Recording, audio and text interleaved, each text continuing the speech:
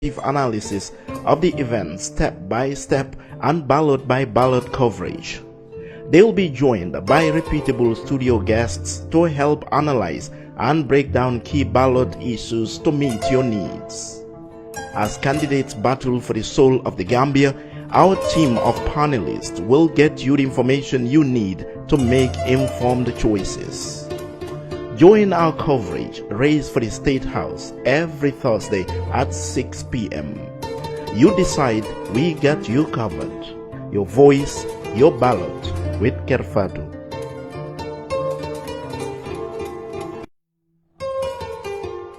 December 2021, one of the Gambia's most crucial elections is here.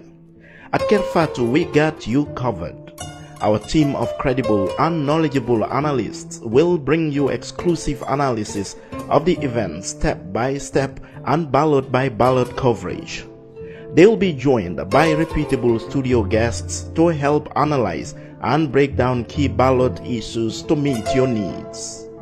As candidates battle for the soul of the Gambia, our team of panelists will get you the information you need to make informed choices.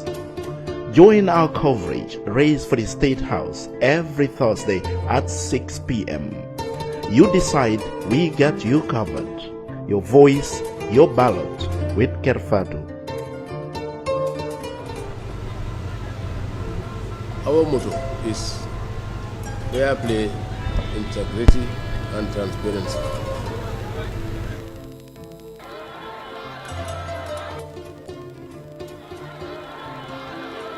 Our electoral system is second to none in terms of its transparency, credibility, fairness, and transparency. Mic test, 1 2, mic test.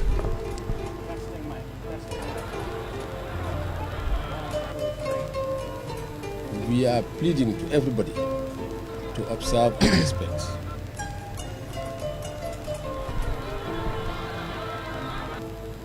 One Gambia, one nation, one people.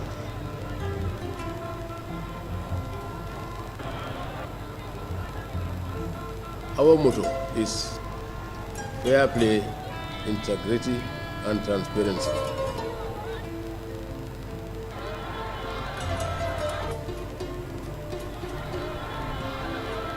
Our electoral system is second to none in terms of its transparency, credibility, fairness, and transparency.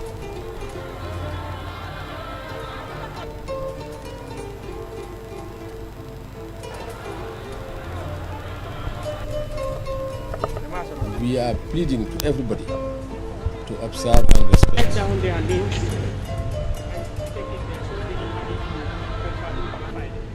One Gambia, one nation, one people. I'm thinking, are we going to give ghost names? Just put another name, but that's all.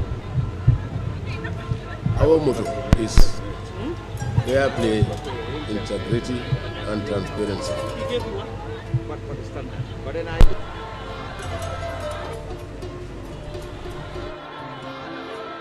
Our electoral system is second to none in terms of its transparency, credibility. Thank you very much for joining again.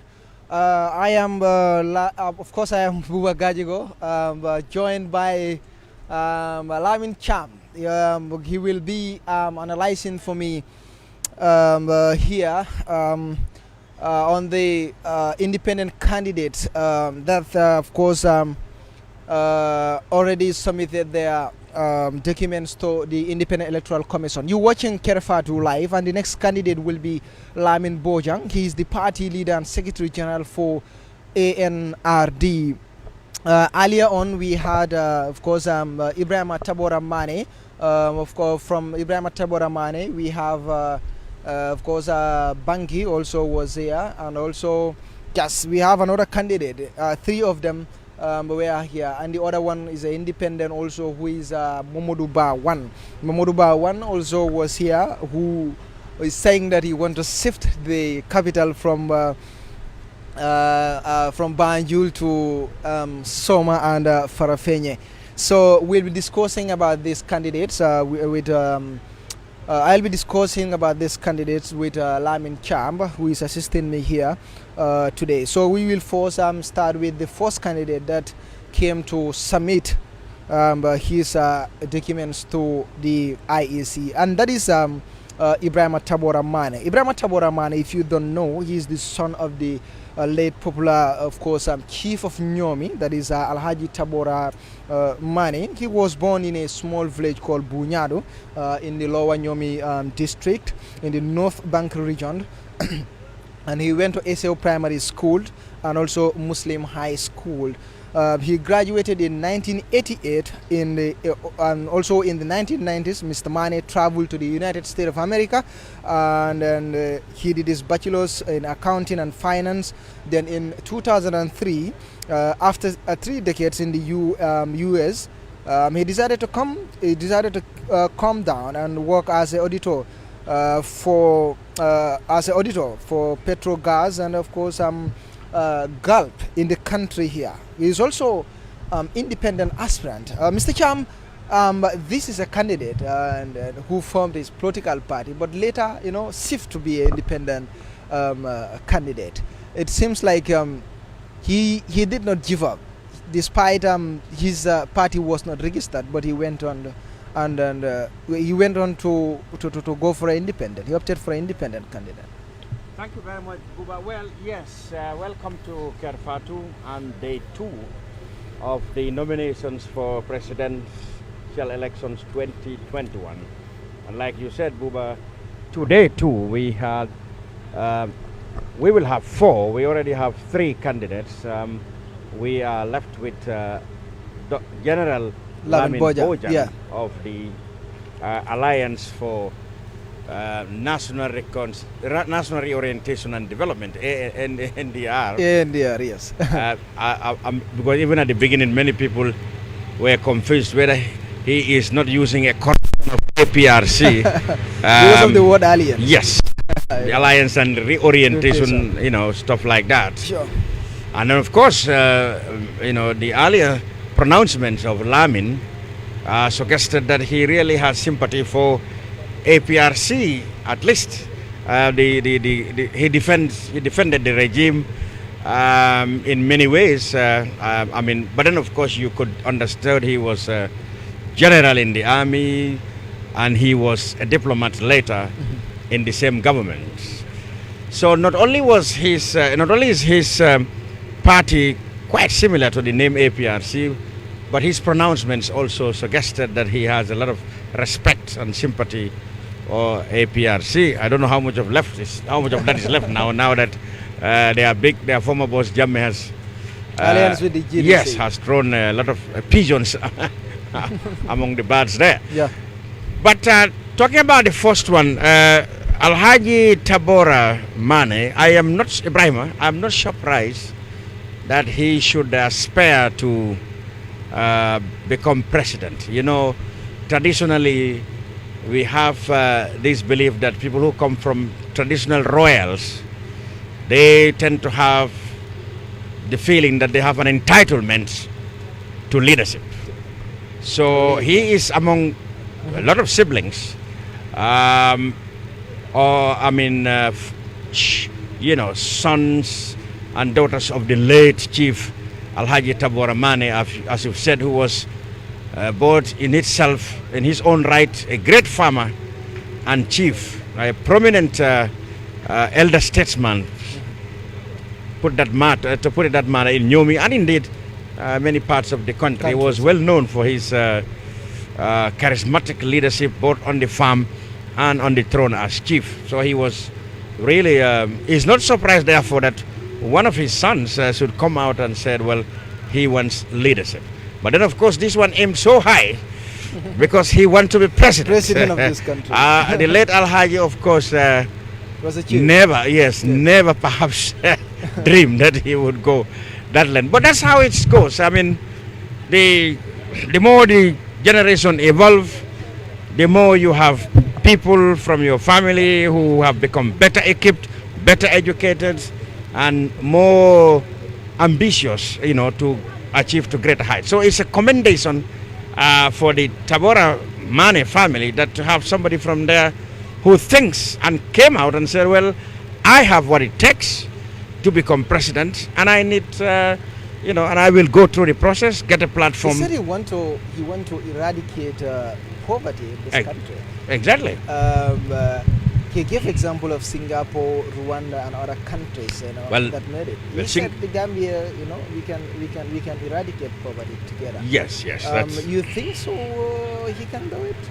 Well, that's a common desire, or a common example they will always give. They will say that they can't understand how Singapore, which was independent same year as the Gambia could have achieved a lot, and when the Gambia has not. But then, of course, if you look at the economy and what happened in Singapore, what Singapore has and what we have are different. Although, of course, hard work, yes, that really made it for them. But then, they are blessed with an international port harbor, which they developed into, into a hub, in that area, so that people bring in goods there.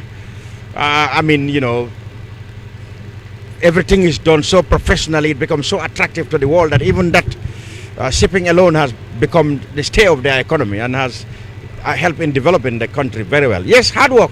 So it's a shining example that the Gambian politicians have always measured, themselves up to, or measured the country up to, even Sadao Jawara's time, who in fact practiced some of the things that made Singapore great by making sure that our port duties are affordable and the transit trade is encouraged. All that worked very well in the 70s and the 60s. Yeah, so they would say we want Gambia to be Singapore. As Sarauda said, we want the Singapore of West Africa. Yeah, but it remains an elusive dream that is been pursued. But I wonder whether it will be attained. I think it was said by the former president also. Of course, yes. Gambia will be changed. Yeah, exactly. But are you amazed by his crowd? Actually, he came with a lot of people. Yes, he definitely attracted a lot. I'm not surprised. He's from Nyomi, and people of Nyomi are very politically active. And then he had a peculiar story in that he actually wanted to register a party he called PAP. Yes. PAP. But yes, but then what happened was that he blamed the IEC, even though the IEC had said he had no basis to blame them. What he said was, when he was processing his nomination papers, preparing to prepare his nomination, for example, to go around to get voter attestations, while he was doing that, he said he was not told that in fact the voters cards that he was using are going to be null since the new one is going to be introduced. That is the old voters card. So he said he wasted his time collecting those ones only for the IC to tell him, look, you know what, these old voters cards that attestate you are no longer going to be valid. We're going to have new ones. He said that wasted his time. They should have told him earlier. He complained about that. But he later went for the new ones. He later went for it, but then he came to say that the IEC, some other obstacles, he accused the IEC of obstructing his registration of his party, which the IEC denied. But eventually he said, well, they will not stop me from contesting, so I can go and become an independent candidate. So maybe his critics might say he wanted to save himself from $1 million, because if you have to register a party, you have to part ways with $1 million. Maybe his critics said maybe he's finding a way of escaping to pay that, so he put the blame on the IEC that they obstructed his ambitions to register a party, which he said would have been a lot more bigger platform for him to sell his ideas. All the same, he has filed his nomination papers now to be an independent candidate. He's from Nyomi. Yes. And then we understand Nyomi being a stronghold for GDC and, of course, recently the current president. Do you think he can affect them in any way? Well, yes, in a way. The area where he come from, like we said, his father was chief, well connected with the people of Nyomi. And yes, there will be a way for him to attract followership in the immediate area surrounding his father's village, that is. But it will be difficult. And now, in fact, he's looking for a national appeal. That means he wants to be voted as president. I mean, so I think he has a lot more job on his hands than even his Nyomi alone. And like you said, already some politicians, some political parties have established a base in that area. So if he is going to be a hero, a local hero there, he will need to work hard so that he can uproot, those big parties who have established what they call bases there. He have to knock them out from his backyard first before he can stretch his arms to other areas of the country. But he's very ambitious, like the ones we saw yesterday, young people who are encouraged by the opening of the political space, who will always say that, if we don't come forward, people will come forward who wouldn't have the capacity, and we'll end up voting for people, who wouldn't have a capacity to take the country anywhere. So they all feel that they have a duty to come on board and sell ideas to the Gambian people. So quite an ambitious guy, Ibrahim Tabora Manneh. He spoke very well. He laid his plans when he first announced he was going to contest for the president. He made very elaborate speeches and decorated them with tangible, he said, achievements that he himself had done in his professional and educational career. So he believes, when given the opportunity, he can he can run this country. Yes, he can run this. So another independent aspirant, Mr. Cham, that is Momodu Ba, very confident. He said he will be the next president. Actually, before he came, not much was known about him.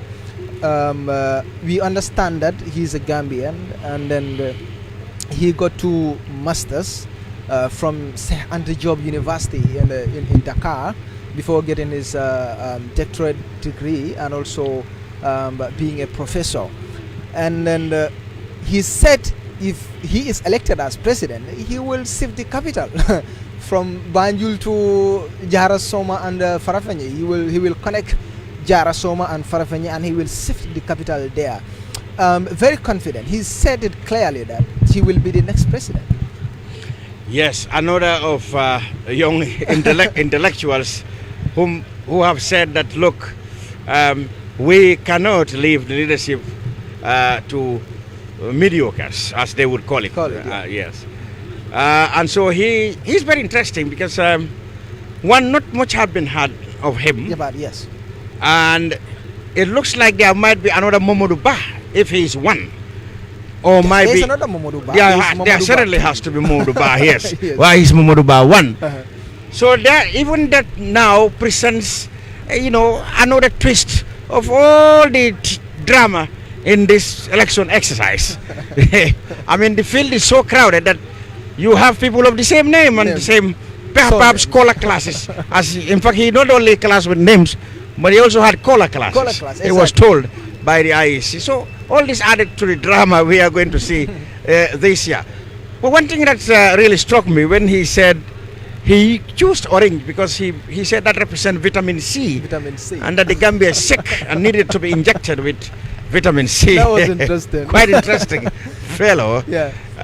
But then, he spoke very well. On another day you would say, let me say, on another occasion, you will say yes. Among the blind, he certainly is one-eyed man that you can really put hopes on in terms of articulation, in terms of his eloquence, in terms of his confidence and presentation. He's another of the intellectuals who feel that, look, you know what, we have to do something.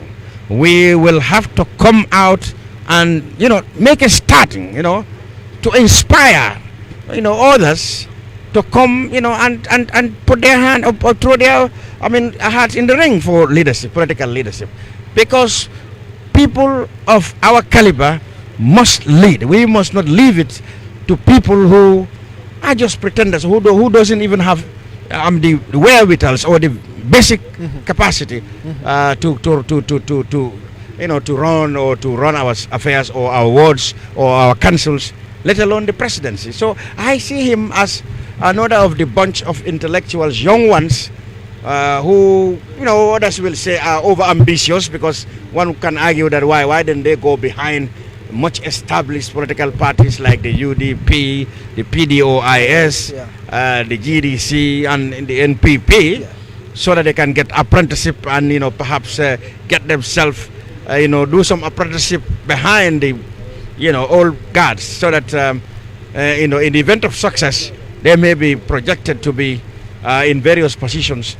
But then their critics will say they are too ambitious, too young and too ambitious. He is 36, is that 36 or 37? Exactly. Which is itself very good. It's a very good development, and young people of that age with double masters, you said? Yeah, double masters. Wow, from, quite an academic achievement. And I'm so, having attended Anrd job, he must be bilingual as well. Yeah. He could have very good knowledge in French. Exactly. So very good material for leadership. But shifting the capital, well, that's interesting. Jarasoma connecting Jarasoma to connecting Jarasoma to Farafenni. That is interesting. Maybe he either comes from that area. In the Senegal, Gambia times. Maybe he either comes from that area, or he is. He's from Nyamina. Nyamina, or probably he admired the the geographical landscape of the area. And of course, you said he is very fascinated with relations between Gambia and Senegal. Exactly. Maybe he thinks that crossing point is really a bridge, or a joint that can enhance such a cooperation. That the Senegambia bridge is there, which easily can take you to Senegal in the north, and the other part of Senegal in the south, in the area of this not Sility, they call it. Near Misira. Yes, that is the border. So the border. actually, he's saying. So he's saying in the campus, Senova, actually, we overpopulated here. So probably if he connects that place and shift the capital there, many people will transfer and do their businesses there. Yes, perhaps he probably is worried about what is known as the rural-urban drift, which is that he believed that if you decentralize development. So a lot of people, and it's true, because there was a point in the Gambia in the 1970s when I was growing up, an area like Mansakonko was like a beehive. When you went there in the 70s, you find that all the departments, government departments, institutions, they have branches who were operating very efficiently and very effectively. The Public Works Department was there. There was the Ministry of Health regional office, as well as the health center was there. The Agric department was next door, Jinoi. Sure. You have the Rural Development Institute, the RDI was also in Mansakonko. The veterinary department, almost everything that you can find in Banjul was in Mansakonko. And Sapo was also a beehive, very busy in the rice production. Georgetown was a mini capital. Exactly. you had high school, you had the commissioner's office, stuff like that. But he is right. When you go to those places now, Mansakonko, for example, is a ghost town. You compare to Mansakonko of the 70s and now, you tend to believe what is happening to the Gambia. Huge, yeah. So maybe he had a point there, very valid argument that should be a lesson to whoever become president from this exercise, should take into his notebook that the rural areas has to be developed so that people can pick up jobs there and not having to come to Banjul to look for jobs or Serekunda.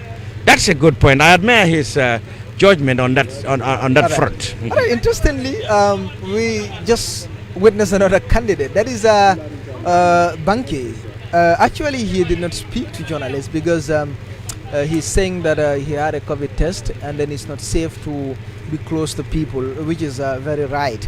But Banki is someone who is vying for the presidency also. But then what surprises people is that he wants to legalize marijuana. So this is one of the surprises that he made when he called his first press conference. He also made mention of the same thing when he had his rally at the Buvazon. And then it seems like there's so many young people that are following him. As you say, he of course he came with a scooter, and then they didn't speak to journalists because of the COVID-19 test, and he don't know the fate of the results. He went back. Banki is also part of the independent aspirants that brought their documents here.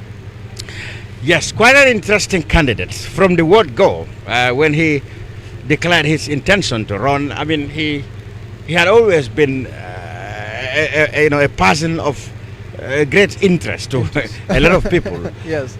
Not just because of his pronouncement, but his own very comportment. You know, he when you hear about his reputation, we heard of his reputation as somebody who want to legalize marijuana. You may go home and say, well, maybe he's not a serious guy. But talk to the man, you discover somebody with, immense intellectual capacity. He has a very rich biography. Yeah, intellectual capacity. His arguments are very valid, and his ideas really are workable ideas, actually.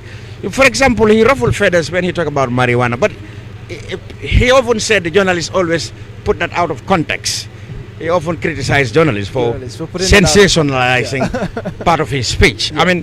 But even if you look at the marijuana thing, he believed that sending people, young people, to jail 2 years, 3 years, 5 years, waste precious, period of their time in jail over a parcel of cannabis.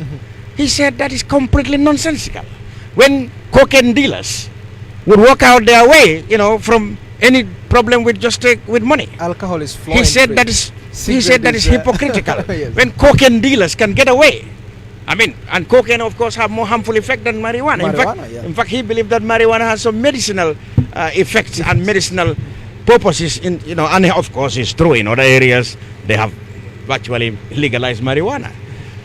But then that is where also a lot of his critics judge him to be maybe not the type we want, because culturally in this country, both the law, the culture, and the traditions, they all always frown when you talk about marijuana and other things. They believe it is a drug that is that brings immorality and stuff all the time. So people associate him with somebody who is immoral. But then, of course, he also appealed to many Gambian youths who are Rastafari, who embrace the Rastafari culture. Yes. Yeah. To support him. And he mounted a vigorous campaign, promotional campaign. He was the first person to put a radio announcement, a radio advert that ran for months and months, saying that there has to be a Rasta government. A Rasta government must rule. And, and he said, there has to be employment. There has to be, he said he was going to spend $1 billion in sports promotion. He said that. And that is very interesting, because which is interesting.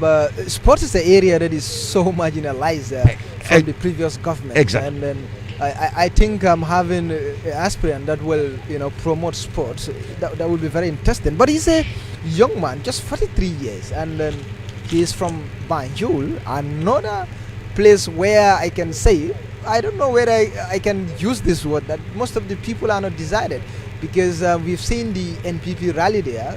They came out. We've seen the United Democratic Party. We've seen Esafal also. So Banki is also from Banjul, and he is just 43.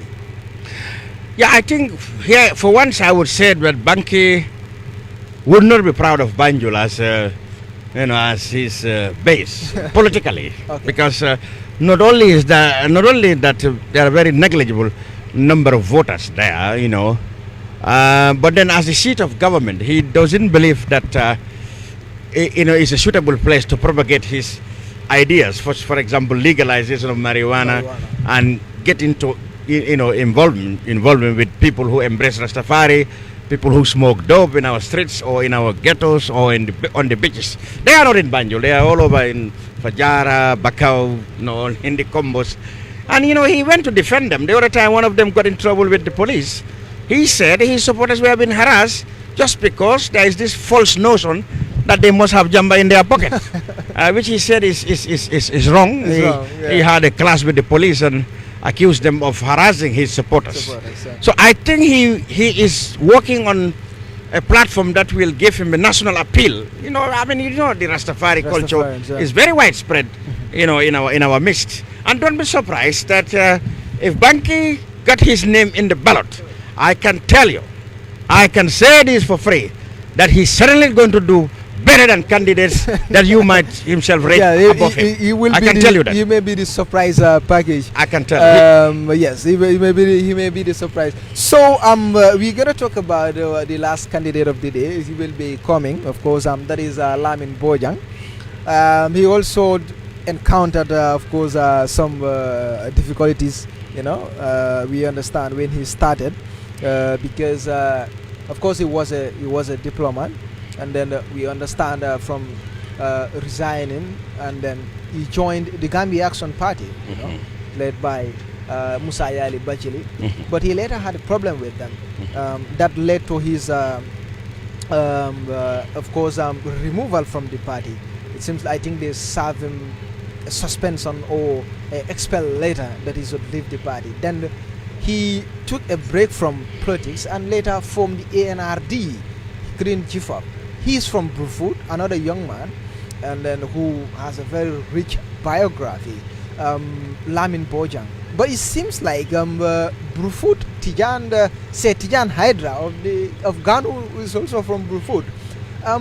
Lamin Bojang. Yes, Lamin was another ambitious young man who actually surprised everybody when he declared his intention to join politics. When he was what you will consider holding a prestigious position as deputy head of mission at the Gambian embassy in Moscow, Russia, the Russian Federation. I remember it happened all dramatically. It was a press conference by the Gambia Action Party of another dramatic character, Musa Yali Bachili, who dramatically announced that they have a flag bearer, and that flag bearer, will be announced at a subsequent event, and the flag bearer has been consulted, and then it will be unveiled in a subsequent media event. But just after they left that event, social media started circulating photographs of Lamin Bojang, with GAP, logos and paraphernalia, if you like, suggesting that, so he was the flag bearer that Bachili and others were talking about. Then, it became well known that even before his, final unveiling, it became all known that it was Lamin. And then there was news that he had resigned his position as deputy chief mission, chief of mission in Moscow and the Russian Federation. Yeah.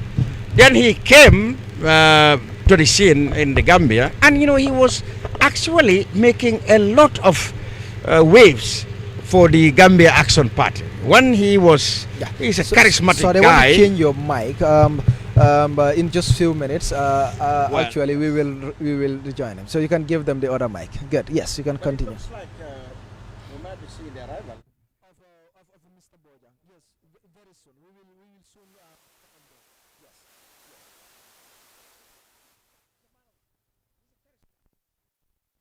and he was doing all the right things. In his speeches were very good. He was attracting people to the party who would not normally have come because, all the problems they had, allegations, etc., of impropriety by party officials such as Bachili and others, whether they are founded or unfounded, we don't know anything about that. But then he was attracting people, But then, of course, unfortunately, as you rightly described, there was this a bit of personal problems that happened between them. And then he went on, he's undeterred, he went on, and as he said, I am going to chart our own ways. He charted his own ways and established a party, which I said from the beginning, that many people, analysts believe, had a lot of commonality with APRC, not just not just the name, Alliance for National Orientation and Development. That is basically, you could say, stolen a lot from the name from the APRC. And his pronouncements too were very much, sympathetic to APRC. He did not categorically denounce. He refused to do that, to denounce the Jammeh era. Not just because he's serving there, but you might think that as a politician he's trying to woo APRC supporters. Yes, because everybody know what is happening with the APRC is what is going to happen. Because Jammeh would not come, and the APRC will decide one way or the other. So every politician was hoping that they can woo them to them. Lamin tried very well on that front. I don't know what's going to happen now that the party is. So it's going to be interesting to listen to him And if I were near him, I would put that question now. Well, what do you think of the APRC? Being somebody who sympathizes APRC, do you still think you can work with them? Or how do he feel now that the APRC is split into two? And then it will be interesting to see what will be his message today. He's very brave. He has put up his own party, which is $1 million. So it shows you that he's very ambitious. And he did not want to be bogged down by issues that he considered are not relevant, to the main issue. He has never been involved in any criminality. The things that have been said are human. They are not having any issues with. With the desire to go for the top job. He believed that he's a realistic.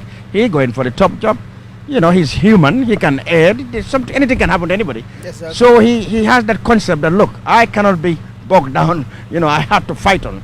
So he's a great fighter. Even given that he went on to form his political party, and he was able to weather the storm that many people thought would have ended his political career. So he's a courageous personality. It will be interesting to see what he will say today. I think he's already here, but we're going to go through some of the things that he's done, and that is his biography. He was born on the 5th of January 1969 in Brufut, Common North, West Coast region. He attended, of course, Brufut Primary School from 1978 to 1984. He went to St. Peter's High School from 1984 to 1989. He was enrolled in the Gambia College of course, he was enrolled in the Gambia College School of Nursing from 1989 to 1992, the highest learning institution at the time. He graduated, of course, also as a state registered nurse, that is SRN. In few years of practice, in various hospitals in this country, he did, of course, another course. That is he was, of course, a state certified midwife. So in 2009-2010, he studied public administration and management at the higher diploma and postgraduate degree level, respectively, at Ghana Institute for Management and Public Administration at GIMPA, that is in Ghana. He continued in studying defense and conflict management, crisis management, and of course integrated peace support operations, PSO development and logistic planning, and of course negotiation at Ghana Institute of Management and Public Administration. He further traveled to the United States of America in Washington, D.C. and studied, of course, senior leadership course, that is LSC, at the Africa Center for Strategic Studies. Currently, he's studying international affairs, of course, majoring in the leadership and diplomacy. He enlisted, of course, into the Gambia Armed Forces. He was enlisted in 1995, thus the first intake of the Second Republic of the Gambia. After graduating from the basic infantry training, he was posted at the Yundum Barracks Medical Center at the head of the unit. And in 1996, he sat to the cadet exam and emerged first. He had his basic officer training at, of course, Ghana Armed Forces Military Academy, where he studied, of course, military science. He did his company and junior staff courses at Jaji, Nigeria, where he bagged the, of course, best allied, of course, student award. He also did his senior staff course at Ghana Armed Forces Command and Staff College. Some of the notable positions he held were commanding officer, of course, 2nd Infantry Battalion, commanding officer Guards Battalion, and commanding officer 1st Infantry Battalion. He was the commanding officer at State Guard. He also served as the chief of the Republican National Guard, the first time for a commanding officer of the State Guard to hold such position at the same time in the history of the Gambia. He was the chief of the armed forces from 2010 to 2012.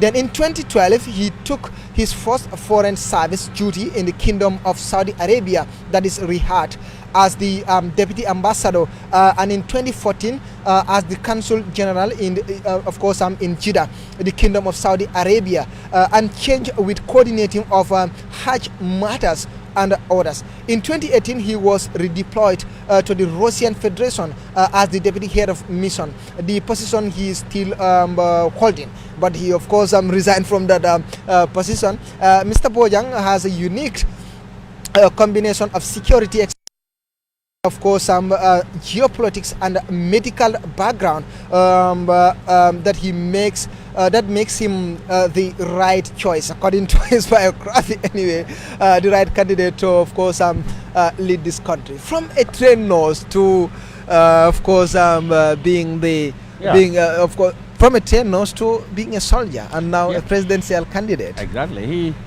had an impressive career in the military. Like I said, he trained as a medical personnel, and in fact it is on the strength of that he entered the army, because at that time the army was looking for what they call professionals, and you come as a cadet. Whether you attend high school or you have some professional skills, you come as a cadet, and then you rise, as he did, through the ranks. And like I said, he was very charismatic man. I mean, he's easy to recognize, among his peers, and he has a brilliant academic background too. He attracted and won admiration from a lot of his seniors, including former President Jammeh, of course. Exactly. Who knew him immediately, after, like he said, he joined the first instinct since Jammeh took over. So naturally he won admiration of Jammeh and others. He rose through the ranks through hard work, of course, you could say. And then yes, it was at the rank of the commander. He was retired and sent to Saudi Arabia to be a Gambian consul in Riyadh, I think. Yeah. That's where he was until the change came, and then he was taken to Russia. Yes, it will be interesting to see what he has to say now, given the fact that he had gone through, like I said, a lot of storms.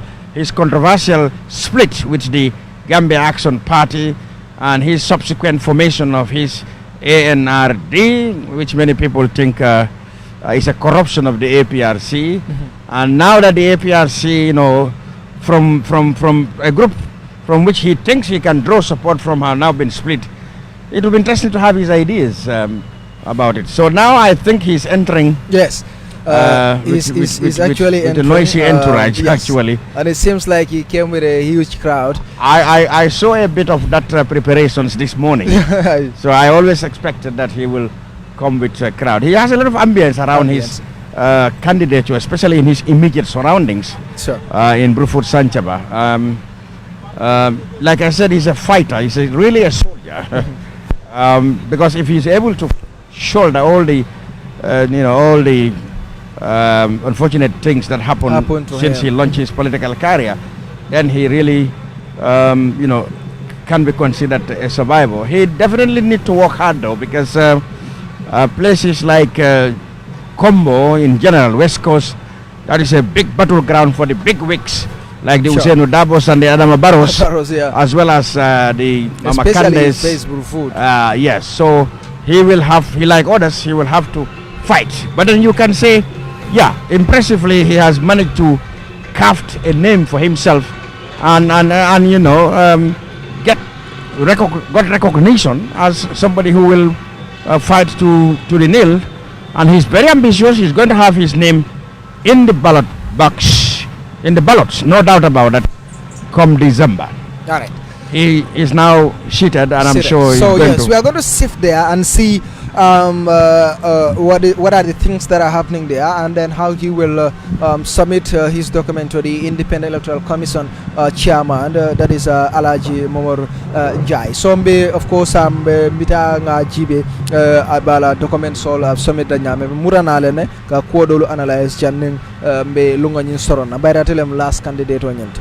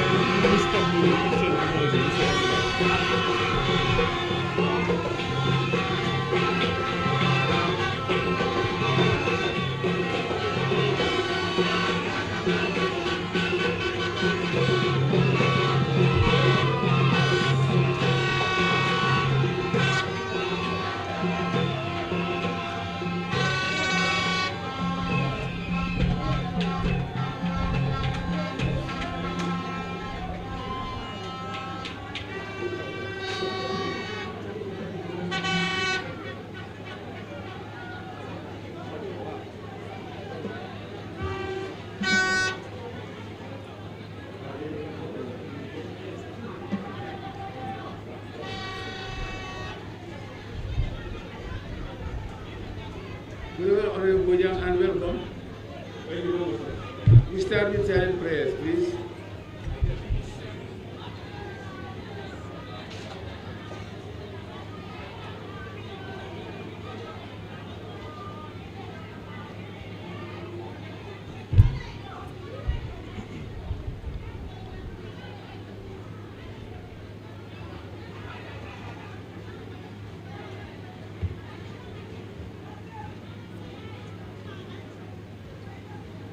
Once again, welcome for the nomination process. As you know, there was a list of things you have to bring along. So let's have the vote, please.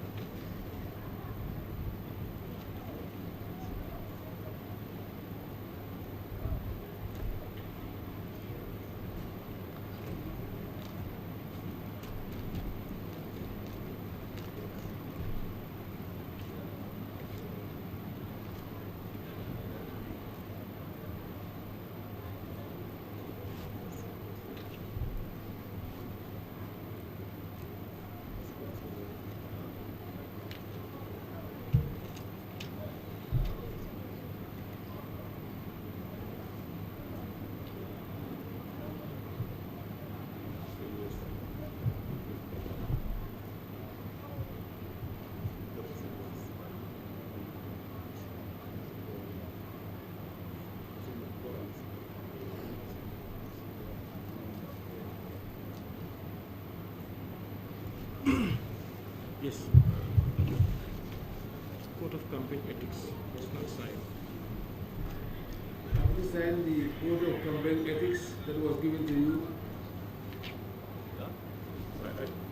The code of campaign ethics. Yes. It was given to you. When you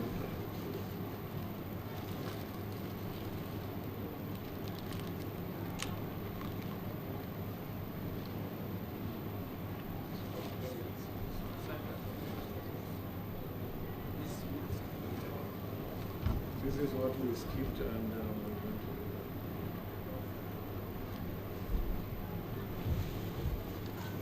Where the hell is this voters card?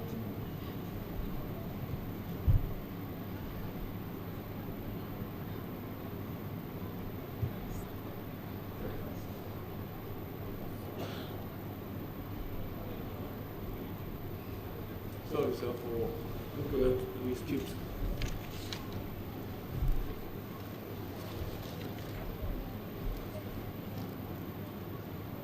Design laws and what you follow.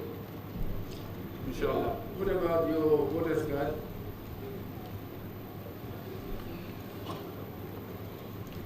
The next one is the set of officials of the list. Assembly.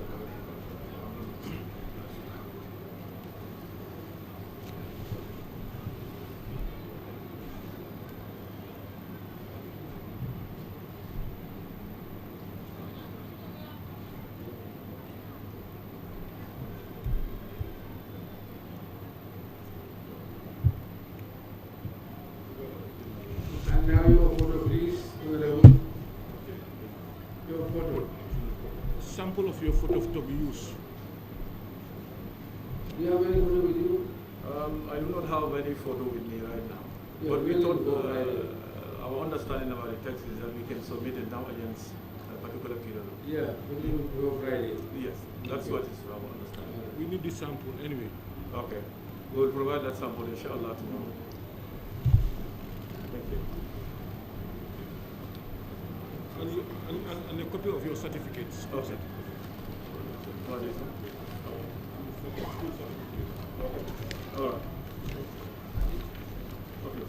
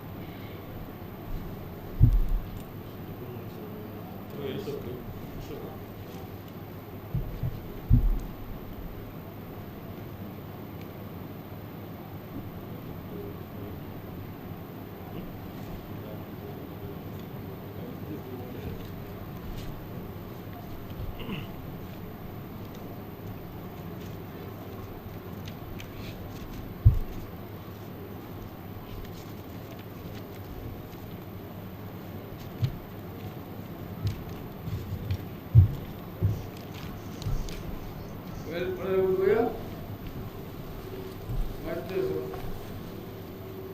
Assembly seat of your documents is submitted.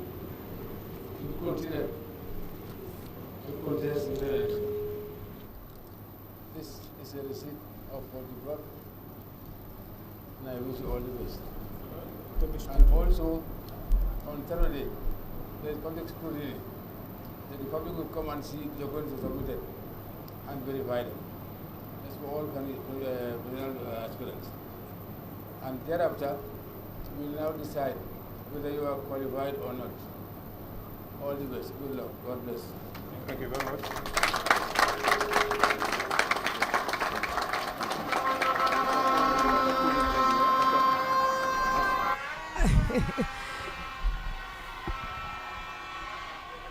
The interesting thing is this does not tell us whether or not his nomination is accepted.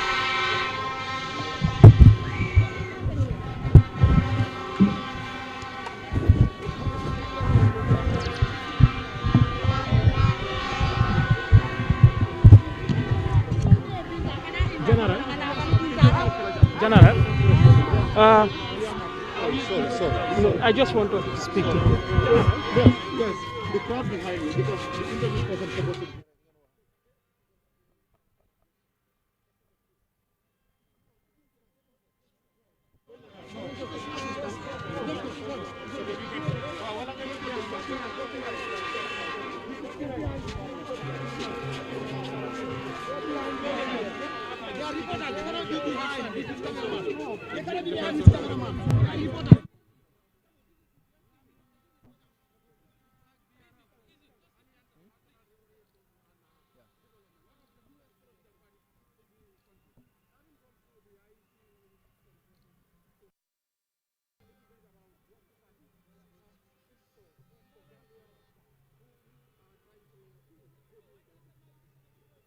Meaningful change is what we install. We are into politics because we want to bring sanity into Gambia. We also want to make sure that the change that is all Gambians are yearning for. All right, thank you very much. That was General Bojang of the Anrd.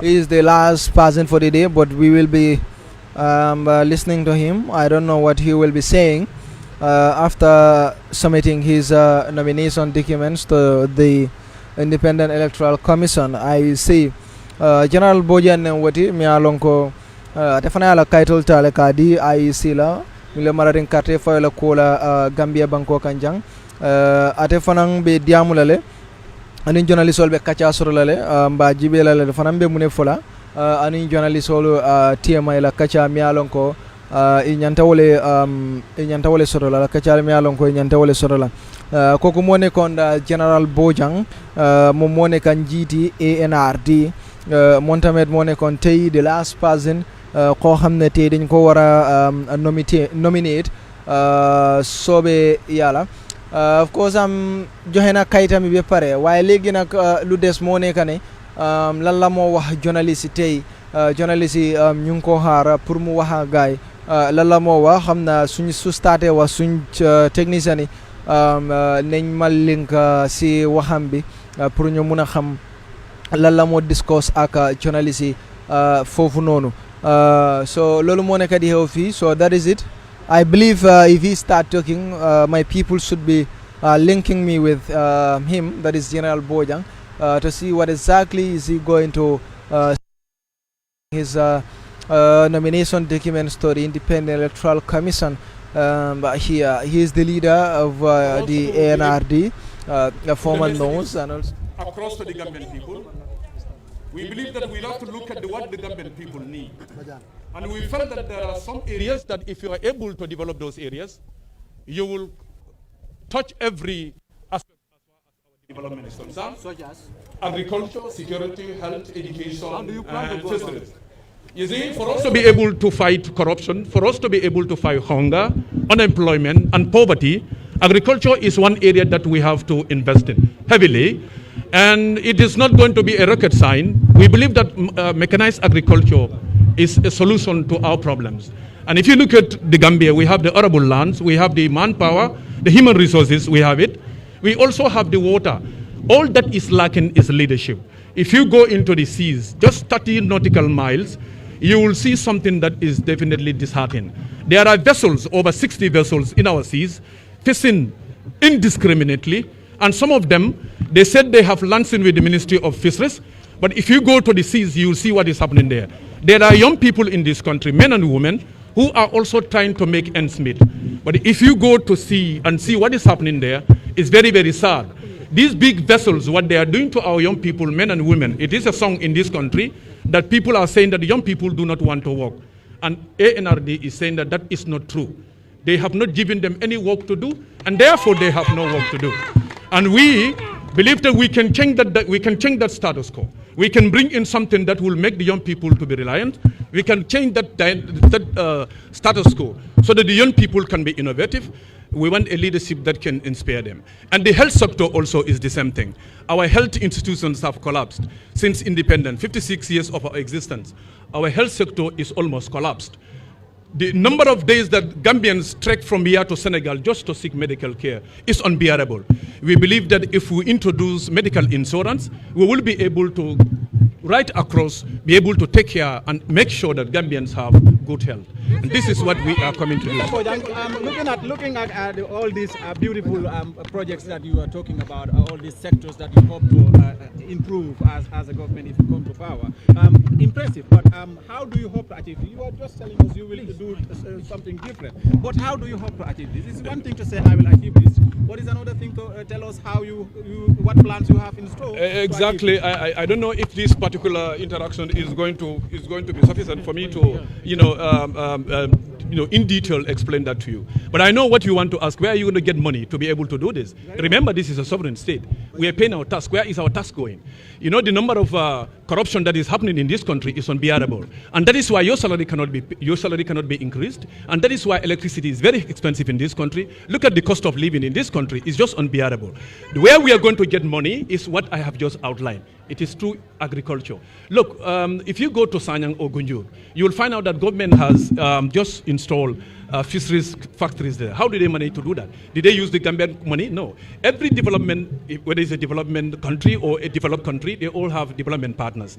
And in agriculture, this is what is going to help us to be able to fight poverty, but also to be able to fight corruption and other things. So the wherewithals, the material, the resources are already there. If you go to Brufut now, there is a mining that is taking place now on daily basis. They mine $67,000 on our soil. Can you imagine that? Is that not sufficient for us to be able to live an independent life? So that is where we are going to get the resources to be able to do it. Thank you. Please, let me out now, please. Thank you very much. I thank you all. I will avail myself to all of you. Yes. I am given the privilege a number of times. So please allow us to complete that. Thank you very much. Let's go. Right now, I am with people.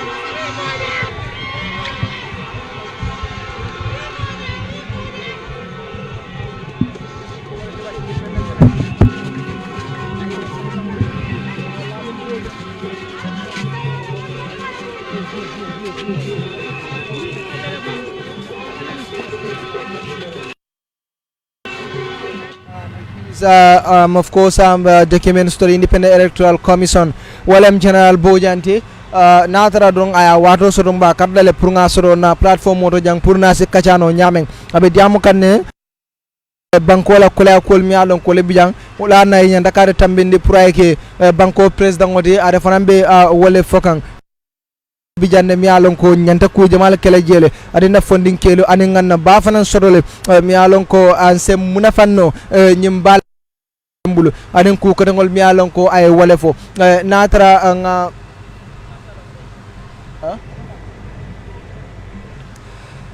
Alright, thank you very much. Walem General Bojanti mi alon ko adefana nala supportal natale prukajo ka futa ate IC prukala of course kaito lutaka DIC la Independent Electoral Commission mi alon ko relo marading of course carte fayola ko la Gambia banko kanjang adefana keda multi mi alon ko diamu tale ka tandiro ke ko agriculture bijanne mi alon ko se ku jama sotono jele bari ba fanam bijanne ako funding kelu mu molleti mi alon ko manke ko man lafi do ko la bari ma sotole dabe ko lu konele mi alon ko ka ba kala pour ka jago ka funding kelta ke sembentu yande bari ba kadlale natara nga soto donc ka nati platform moto jang go sadelem the last person to me alonko anyanta nala of course be of course for nomination ngalone ko dolu bijele mi alonko itambitale already of course independent candidate dol mi alonko volta tambitale already adaba kono banki mi alonko wole bota jang amamme bare Momodou Ba wan ate fanam futata nu jande independent candidate lem bari somanda juno min natanu walem Ibrahima Tabora Manneh ti mi alonko ate fanam candidate lem kabring ala political party wallo bari manna access rono pour ka register min ke wolem jindi ko tata independent ne pour ka je ko don ala party aussi tano ala party aussi of course bala party purasi lono nyamen kata atata independent wolem koti mi alon ko akira but it seems like natara manna dong mbakata kan ne pruka je ko ka sotonan janga bari natara man time soro of course ta soto no lambe depend na ko le mi alon ko wole fandum be tukula wo ko le mi alon ko of course nga wolle soto jam bari ali ajele ani mol mi alon ko ani wolle nata kede fenneti mi alon ko man ke moy kumbo de bayring albaje kan screen otole ala kaytol tale ka di already sign kaytol mi alon ko aya di at independent electoral commission la min keda IC koku mo ne kon of course general Bojang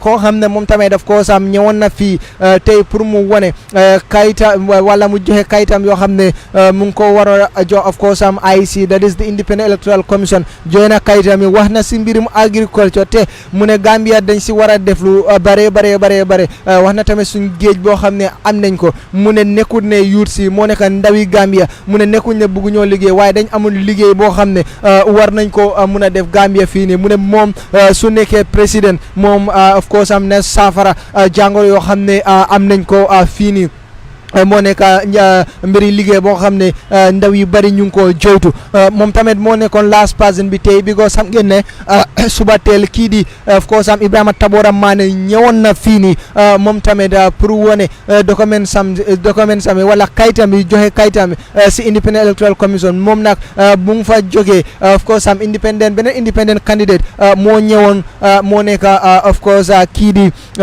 Momodou Ba wan waaye tamit moom bu mu fa jógee gisoon nañ ne kii di of course banque yi moom tamit ñëwoon na waaye gis nañ ne kii di Anrd di seen leader bi Lamin Bojang moo nekk di last person koo xam ne ñëw na well of course Lamin Cham is back with me he's my able of course assistant here Mr. Cham you were there.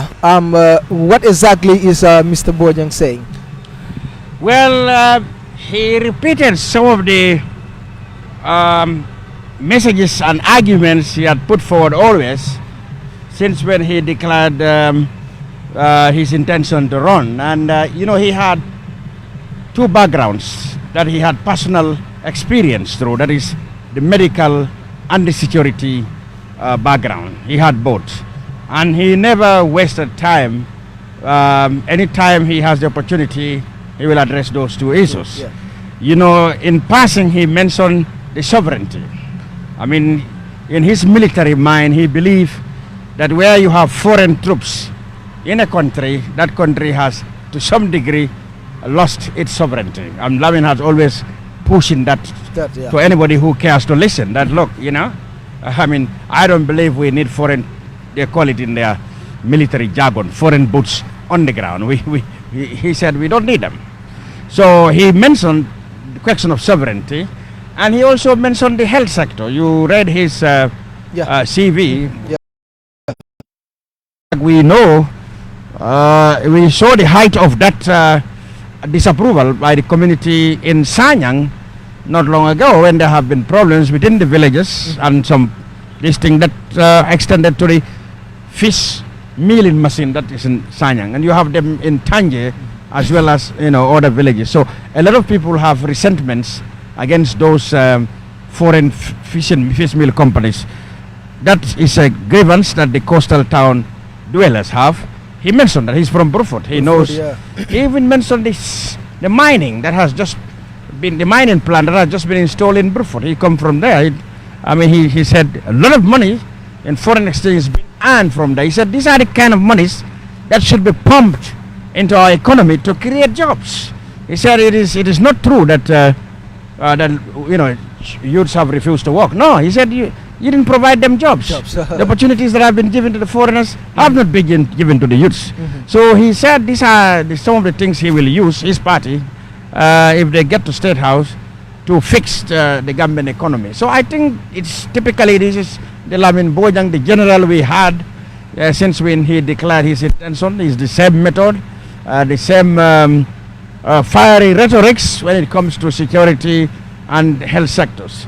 I'm sure we are going to hear more of this in his campaign coming. But like I said, he is very brave because the fact that he's able to weather a lot of storms that has initially really hampered his political career up to a point, and managing even to register a political party with $1 million. Well, that shows that he has every intention to push forward. So how far he will go then will depend on what happens in the next couple of weeks. That's right. I think we have to, of course, wrap up from this panel, and I was joined by Mr. Lamin Cham. He's a journalist and is the chief editor of the Standard newspaper. And of course, for tomorrow we'll be having GFA, that is Gambia for All. They'll be no longer coming. They are no longer coming. Yes, exactly. They've joined the United Democratic Party. Yes. That's right. Yeah. And the United Democratic Party also will be coming. Just they'll be coming together. The GMC, that is Gambia Moral Congress, from 12:30 to 1, and also APP, that is the All People's Party, I believe, and that is 2 o'clock to 2:30. So these are the political parties that are coming. Yeah. Well, huge. Yes, we were set to see the beginning tomorrow. It should be the beginning of the arrival of the big guns. And the big characters in our politics these days. United Democratic Party. We were expecting Bakari Bunja Dabo would come. He would have been an interesting character, a fellow who served as vice president for 10 years and finance minister for 2 years in the Gambia, quite well known, but who wanted to reclaim the PPP, the ruling party of the First Republic, but failed to do so, but then formed his own party, the Gambia for All, which has, for all intent and purposes, made itself known around the country. But then, of course, yesterday, perhaps more importantly, his party declared that they are no longer going to put up a candidate in this election. Instead, they are going to endorse the United Democratic Party. So we will not be saying Bakari Dabo, even if he turns up, merely is going to be that I have withdrawn my candidature. That is, if he had not already informed the IEC. If he had already done that yesterday or today, then he probably would have no need to come.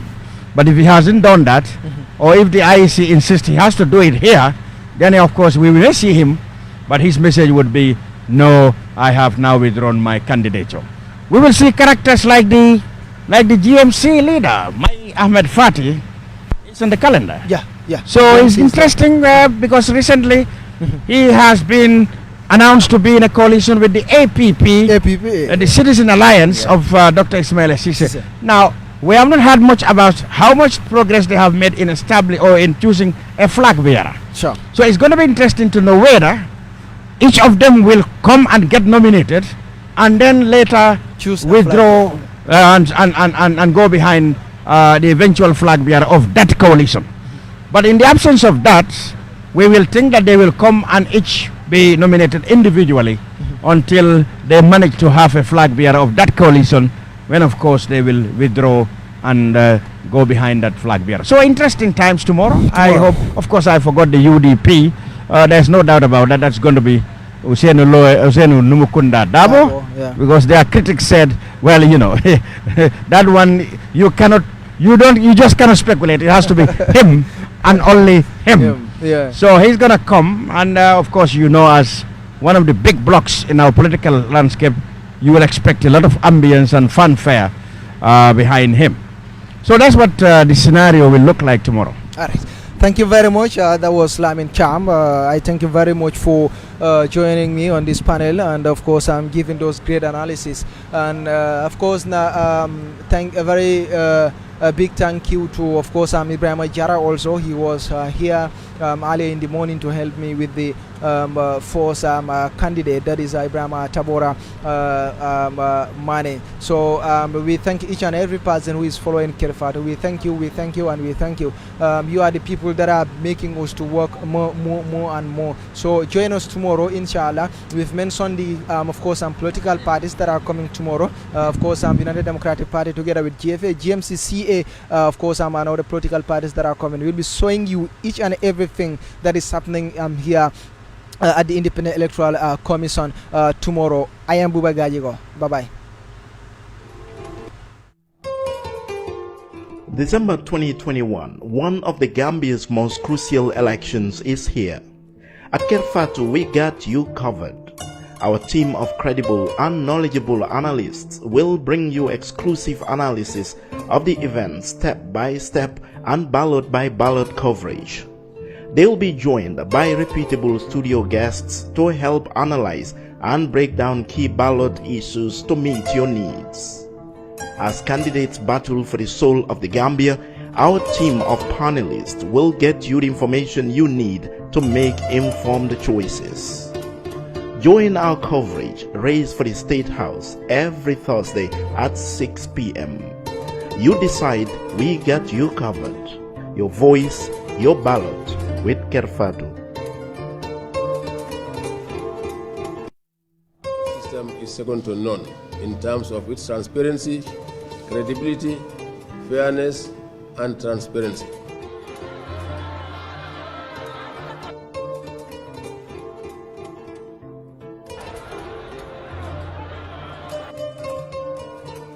We are pleading to everybody to observe and respect.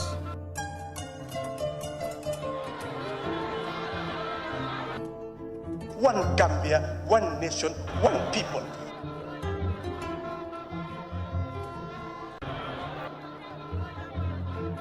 Our motto is fair play, integrity, and transparency.